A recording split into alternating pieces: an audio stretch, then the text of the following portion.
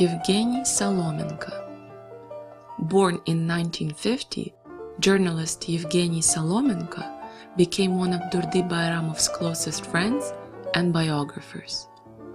In 1972, Solomenko graduated with a journalism degree from the prestigious St. Petersburg State University. He eventually became a special correspondent for Komsomol Pravda, traveling all over former Soviet Union. He first met Durdy Bayramov in 1981 in Turkmenistan during one of his many work trips.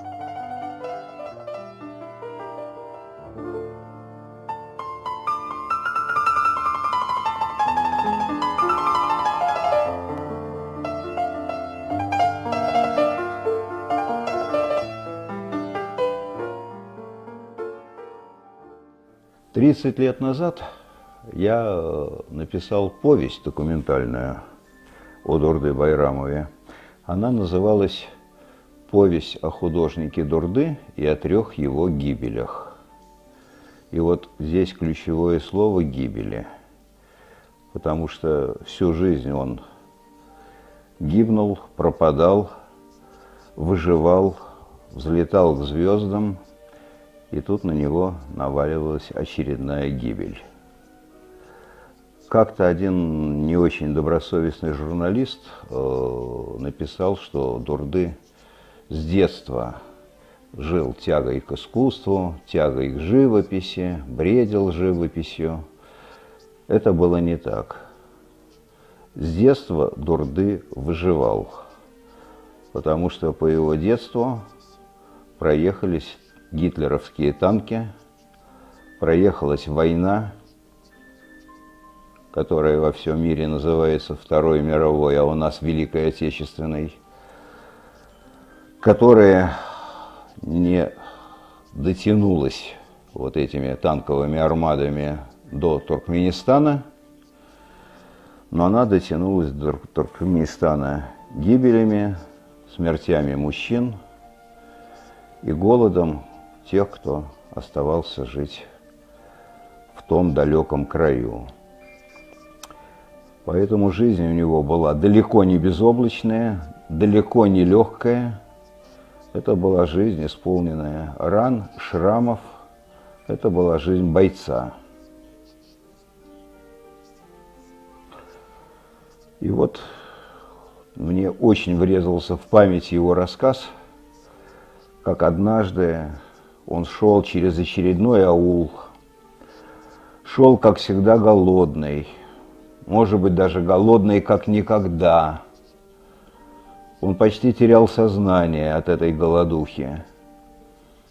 И вдруг он увидел какой-то двор, где за дувалом, за глиняным забором, на траве рос клевер.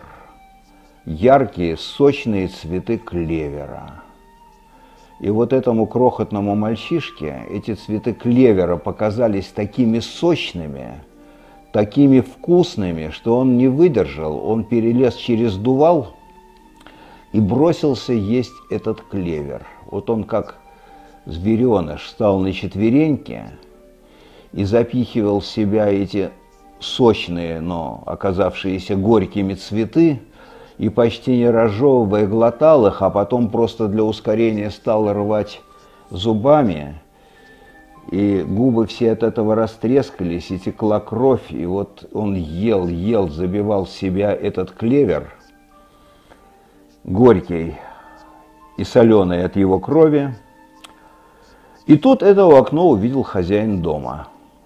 И хозяин выскочил из дома и принялся избивать этого мальчишку. И кто-то меня сзади бил, а я думал, что ну пусть бьет, я хоть наемся, а потом, значит, каким-то путем я, значит, убегу. Вот это было его детство. Детство, в котором не было детства. А потом был районный центр Байрам-Али, был базар, небогатый базарчик военной поры, но на этом базаре продавались созревшие к тому времени дыни. А туркменские дыни – это чудо, это прозрачность, это удивительный аромат. И вот этого вечно помирающего с голоду мальчишки, от этого аромата пошла голова кругом. И он, наплевав на все, бросился к прилавку, схватил дыню и прямо стал ее кусать.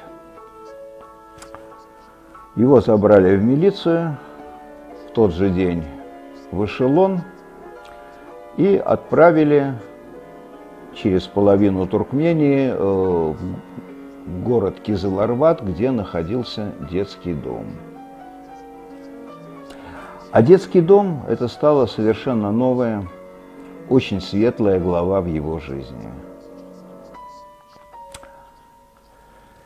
Их там учили всему, их там учили знаниям, а главным образом их учили доброте, их учили смелости, смелости обязательно, и их учили справедливости. И когда в самом начале им сказали, что ребята, мы вас сейчас всех обреем наголо, вот, ребята возмутились и сказали, что, у них это называлось Подкотовского, Подкотовского ни за что не хотим. Ну, можно было наорать на пацанов, можно было приказать, цыкнуть зубом, ничего подобного. Директор детского дома прошел к креслу этого парикмахера, сел первым и сказал: «Брей меня». Его побрили, он встал, посмотрел, сказал: «Ну что, нормально, посвежел.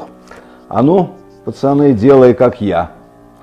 И после этого без списка пацаны подходили, садились в кресло и брились Подкотовского, потому что они поняли, так надо и так справедливо. Если уж башлык, директор обрился, то нам святое дело. Что характерно, ни один из этих пацанов потом не сел в тюрьму. Они стали людьми. Кто-то стал работать механизатором, кто-то стал работать хирургом, кто-то стал главврачом в больнице. Было несколько народных и заслуженных художников, были композиторы. То есть были люди самых разных профессий, но люди, которые жили в мире людей, а не в мире преступников, не в мире криминала. Вот что такое был их детский дом, в котором с ними работали туркмены, русские, армяне, люди самых разных национальностей, и они себя, пацаны, не делили себя по национальностям, по каким-то там религиозным, этническим принципам. Это был вот их такой мальчишеский интернационал, совершенно особенный мир. И был в его детдомовской жизни такой один очень странный эпизод, удивительный, можно сказать, мистический. Неизвестно откуда на улице этого маленького городишка Кизыларвата забрел совершенно невиданный человек в широкополой шляпе, длинные седые волосы, на тощей впалой груди огромный черный бархатный бант. Ну, какой-то вот человек с другой планеты. И вот он ходил по этим пыльным улочкам, расставлял мольбертик и писал с натуры. И такой он какой-то был нездешний, этот человек, что детдомовцы, которые проявляли к нему живой интерес, ну, все-таки какое-то развлечение, что-то необычное, вот, они не смеялись над ним, не дразнили его вот за эту необычность, за эту инопланетность, а они ходили и, раскрыв рот, смотрели, как он пишет свои холсты. И время от времени он, не оглядываясь, подзывал одного из пацанов и говорил: «Маэстро, не соблаговолите ли подойти ко мне?» И дарил этому маэстро чумазому один или два уже почти закончившихся тюбика с краской. Но краски еще оставались, и говорю: «Вот, маэстро, это вам». На завтра он приходил опять, и в последний день уже когда он бродил по этим улочкам и писал с натуры, он оглянулся, глазами прошелся по всем лицам и остановился на маленьком Дурды. И также подозвал его к себе, дал ему 3 полупустых тюбика и сказал удивительные слова: «Иди, мальчик, рисуй, будешь художником». Почему-то именно ему. Вот. Дурдышка схватил эти тюбики, отошел. Значит, он ни капли не верил, конечно, что он будет художником, но подарок грел руки. Поэтому он у своего приятеля там на что-то, не помню на что, выменял большой кусок обоев, на котором стал ваять картины. И вот первой его картиной стал старенький гараж их детского дома. Значит, гараж был синего цвета, поскольку в красках маэстро был ограничен. Трава, естественно, зеленой, хотя к тому времени она уже выгорела и была желтого цвета. Ворота коричневыми. Он очень гордился этим рисунком, потом что-то еще намалевал.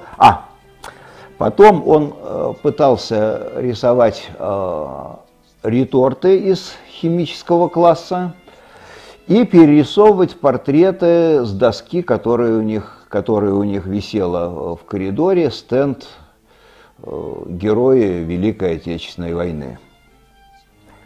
Вот. Но краски иссякли, и на этом Дурды поставил, как он считал, жирную точку в своей карьере художника.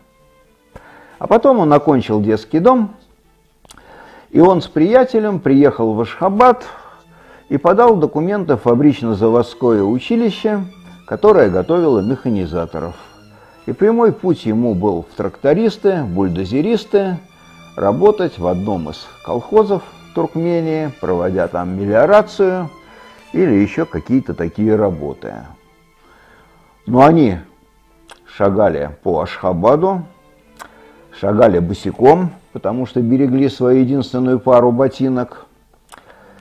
И неожиданно наткнулись на приятеля по детскому дому, который окончил детдом годом раньше. Тот им очень обрадовался и сказал: «Ребята, а пойдемте к нам в художественное училище».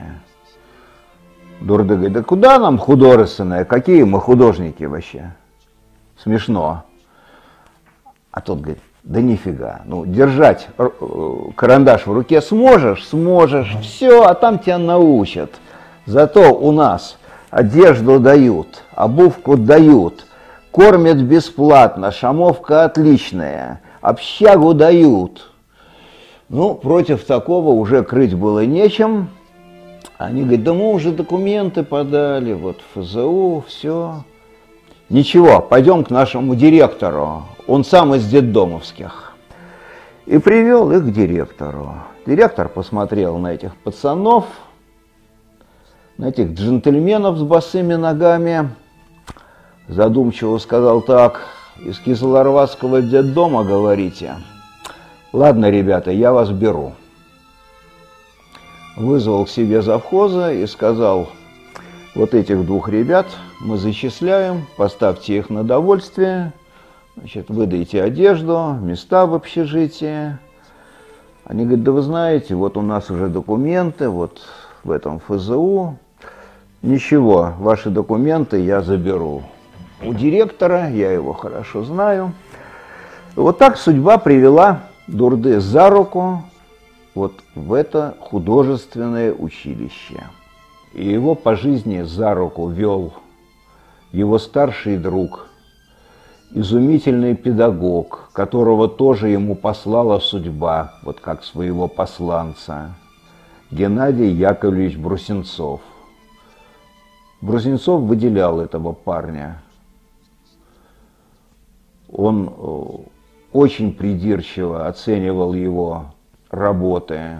Он к нему придирался больше, чем к кому бы то ни было другому, но придирался именно потому, что видел, что парень безумно талантлив, что парню надо помочь этот талант развить сильнее, раздуть ярче вот этот начинающийся костерок.